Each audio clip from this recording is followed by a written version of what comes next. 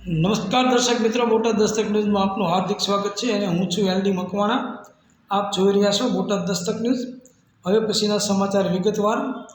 મેંદરડામાં વીજ ચોરી વિરુદ્ધ મોટી કાર્યવાહી। 100 કલાક પ્રોગ્રામમાં અંતર્ગત 7 કેસ નોંધાયા। 1.69 લાખનો દંડ વસૂલાયો। ગુજરાત રાજ્યના પોલીસ મહાનિરીક્ષકની સૂચના મુજબ મેંદરડા પોલીસે ગેરકાયદે પ્રવૃત્તિઓ સામે મોટી કાર્યવાહી કરી છે।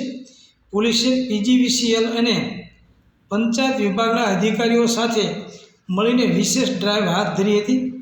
મેંદરડા ટાઉન અને આસપાસના ગામડાઓમાં ડ્રાઈવ દરમિયાન 7 વીજ ચોરીના કેસ પકડાયા છે। આ કેસોમાં કુલ 1.69 લાખ રૂપિયાનો દંડ વસૂલવામાં આવ્યો છે। પોલીસે 8 વ્યક્તિઓ સામે અટકાયતી પગલાં લીધા છે। એક પ્રોહિબિશનનો કેસ પણ નોંધવામાં આવ્યો છે।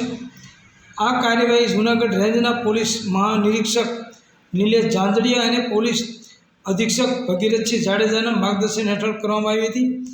મદદનીશ પોલીસ અધિક્ષક રોહિતકુમાર ડાંગરની દેખરેખમાં મેંદરડા પોલીસ સ્ટેશનના ઇન્ચાર્જ PISN સોનાર અને તેમની ટીમે આ સફળ કામગીરી કરી હતી।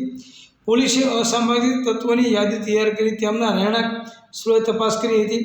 આ કાર્યવાહીમાં પીજીવીસીએલ અને પંચાયત વિભાગના અધિકારીઓની અલગ અલગ ટીમો જોડાઈ હતી। આ સફળ કામગીરીમાં ASI SD Sondarva, ASI DN Galchar, ASI DP Solanki, HC BC વાળા સહિત મેંદરડા પોલીસ સ્ટાફનો સમાવેશ થાય છે।